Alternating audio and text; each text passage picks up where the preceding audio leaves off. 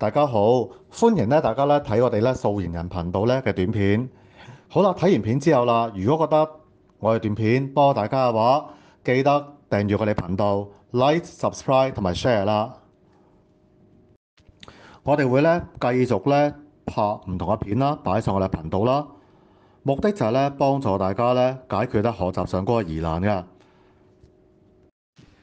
嗱，今次揀嚟嘅題目係一條循環小數啦，轉做分數嘅一個題目嚟㗎。咁當我問嘅嘢會問得深啲咁多啦。嗱，睇睇題目做啲咩啦？if 如果啦6.378，留意378係個循環啦。咁啊，睇 x over y。嗱，留意 y 係唔等於零。嗱，點解唔等於零咧？分母一定唔可以等於零啦。x and y are integers。嗱，x 同埋 y記住係一個整數。嗱，點解咧？都車一聲小 concept 就係話有理數如果寫出嘅時候個分子分母都係整數㗎。嗱，問啲咩咧 ？x 減 y係幾多啦？嗱，首先我點樣做咧？就 let 啦，假設啦，個 p 係一個0.378循環節，呢個第一條式。嗱，留意我哋淨係需要假設佢小數部分嘅啫。咁然後個 p 係得咩咧？0.378、378一路係咁去。好啦，當然我哋掹走循環節啦。嗱，然後啦，我要將左右兩邊乘1000。點解將佢乘1000咧？嗱，左邊都係1000p 啦，右邊就係將個小數點向右褪3個位啦，變到378.378、378一路係咁去啦。好啦，變翻循環小數啦，1000p 都係378點378循環節，呢個就係二式。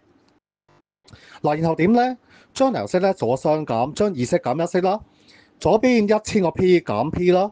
打喺右手邊378.378循環啦，咁嚟咁378循環，計得係999p 啦，都係378。嗱，然後每邊除以9啦，1p 等於42，再除以3 37p 等於14啦，所以計到個 p 就係14 over 37啦。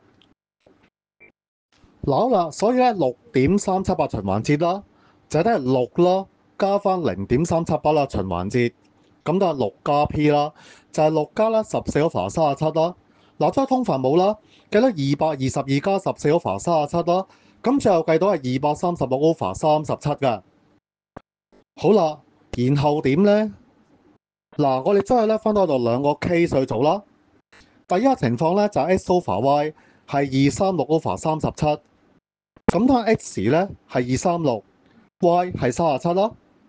x 減 y 就236減37啦，計到係199。嗱，但係大家有留意咗第二個可能性㗎。